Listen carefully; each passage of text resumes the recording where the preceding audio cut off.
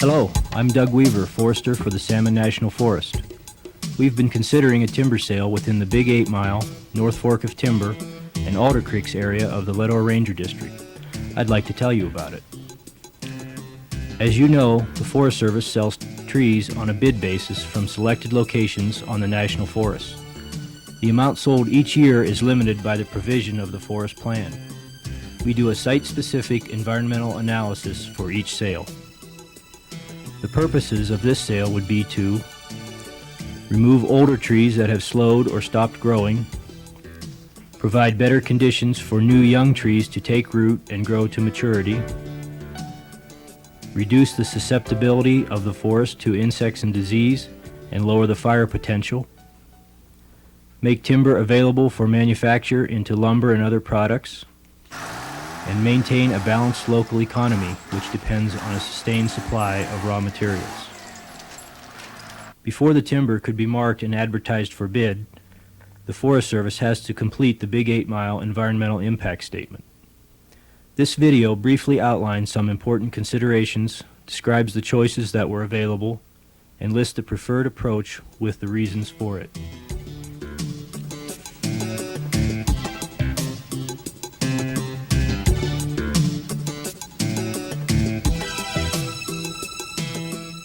The sale area is on the east-facing slope of the Lemhi Mountain Range in southeast Idaho, about 45 air miles from Salmon.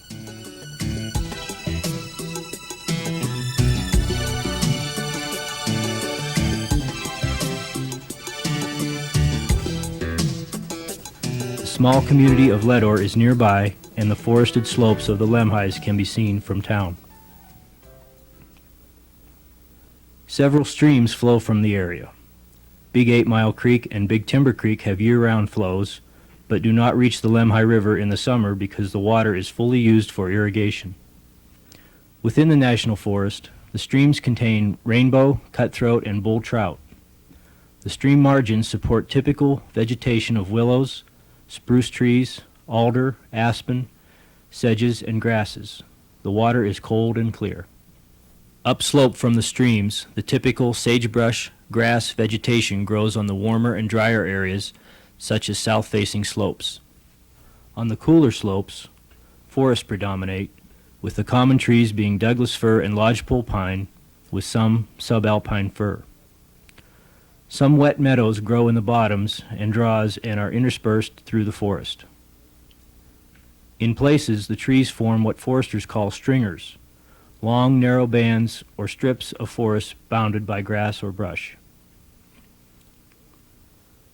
The older trees in the area tend to be Douglas fir in the 150 to 200-year-old range. The lodgepole pines tend to be much younger and grow to about 120 years of age. Many of these mature Douglas fir show signs of age, insect holes, and rot. Seedlings in these old Doug fir stands are small and struggling because they lack sun and moisture. A spruce budworm infestation has taken a heavy toll on young trees in the Alder Creek area. The worms winter in the overstory and spin webs in the spring and summer to young trees below. They eat the young trees and will eventually kill them. In the past, trees have been cut throughout the area for logs, firewood, posts, and fence poles. Stumps showing the work of saws are common. Most of the older stumps were left 60 to 85 years ago. Several roads lead into the Big Timber, North Fork of Timber, and Big 8 Mile Creek drainages. These range from fairly passable constructed roads to two-track routes that have developed over time. Trails run up each of these creeks and are used by hikers, motorbikers, and horseback riders to reach the high country. Cattle graze on the open areas each summer under permit from the Forest Service. The range is considered to be in good to fair condition. Wildlife is abundant and varied. Deer and elk are common and occasionally seen. Moose and antelope use parts of the area. Common small animals and birds include coyotes, ground and tree squirrels, rabbits, blue grouse, and woodpeckers. Many of the animals move up and down country with the season, and some, such as deer and elk, migrate out of the locality in winter. Wolves are not found in the area. Occasionally they are reported in the North Lemhis, but not near the analysis area.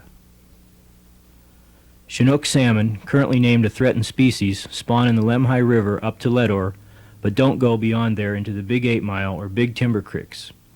The creeks are dewatered below the Forest Service boundary and don't reach the Lemhi River during the Chinook spawning seasons.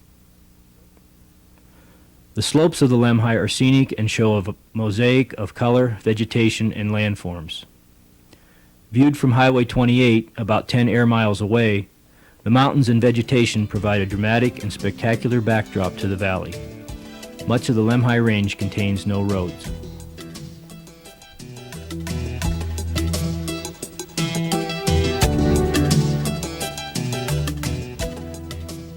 The forest is capable of renewing itself when tree cutting is done with care. A key consideration is to replicate and encourage natural processes as much as possible. In a totally natural cycle, trees would typically grow and die due to insects and fire. So our challenge is to produce a similar effect through either removing selected trees or patches of trees. In general, a renewed forest can provide more and better wildlife habitat, reduce risk of excessive wildfire, erosion, water and air pollution, retain water quality and fisheries, and accommodate recreation in a scenic environment. The Forest Service proposal is to cut timber in 3 areas along the lower slopes. One sale would harvest trees from Big 8 Mile Creek to Deer Park Creek. A Forest Service road runs along Big 8 Mile Creek and provides access to the area. The second area lies near North Fork of Timber Creek, just east of Gunsight Peak. 2 little streams flow through the area and a Forest Service road runs up North Fork of Timber Creek. The third area is near Alder and Grove Creeks in the Big Timber Creek drainage. A Forest Service road and a very rough jeep trail provide current access. This spot has been hit hard by western spruce budworm, which will eventually kill the younger trees if the larger host trees aren't removed. The preferred alternative would cut about half the trees in each area using a modified irregular shelterwood method. This is more aptly called a diversified forest method. The initial tree harvest in a diversified forest cut removes selected trees, not the whole forest. Once they are harvested, the area remains forested looking like this: Bates Creek north of Big 8 Mile Creek. From the main road, it's hard to see that there's been a timber harvest here. The openings fill in quickly with new, young growth. Since conditions are quite similar in Big 8 Mile and Bates Creek areas, we can expect the harvest area to look like this in 2 to 5 years, and like this 15 to 20 years later. It should look like this when the overstory is removed after the young trees are 20 feet tall.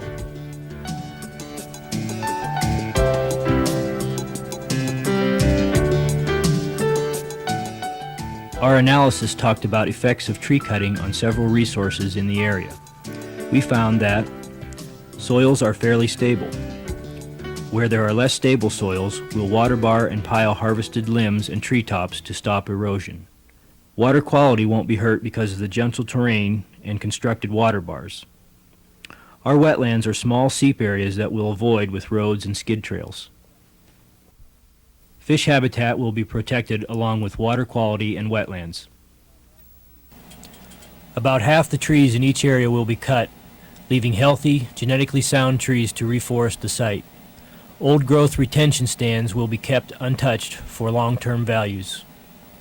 Though you may be able to see the harvest from close up, the visual quality will be retained from a distance, particularly from Highway 28.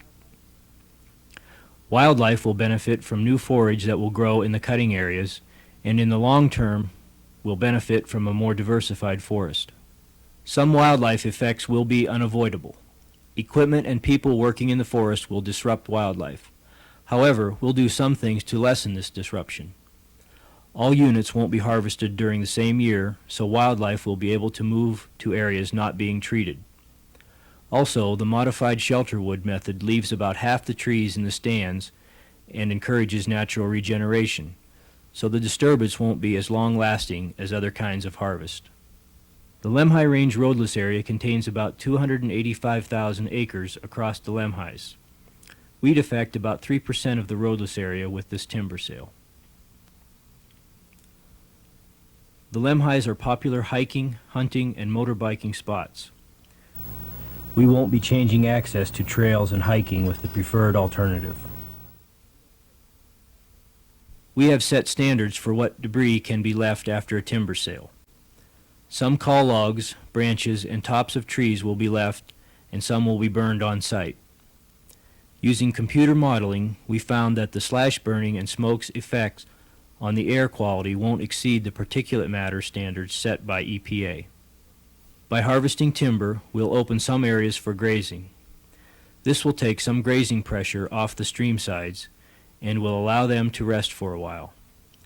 No new grazing permits or increases in animal numbers are expected.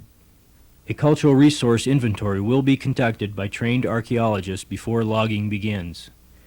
Any archaeological or historical sites found will be protected and avoided. The tree cutting won't affect any threatened and endangered species. No wolves or grizzly bears have been spotted in the area, and it is not included in a designated recovery zone for these species. Harvesting timber in these areas will have some effect on the goshawk, which nests in both old-growth Douglas fir stands and in aspen. With the completion of the final EIS, our next step is to select a specific approach. Our preferred alternative calls for helicopter harvesting 791 acres, including 200 acres of dead salvage, with an approximate yield of 3 million board feet. No permanent roads would be built. The record of decision will name the specific approach and will document our reasons for selecting it.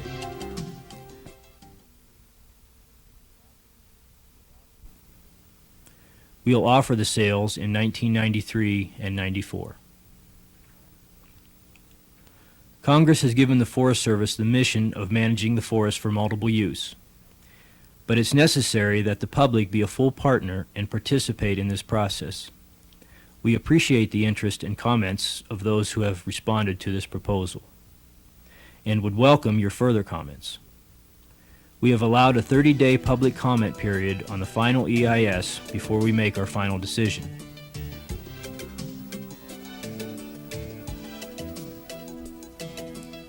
If you would like more detailed information, a copy of the EIS can be obtained from Lynn Bennett, Environmental Coordinator in the Salmon National Forest.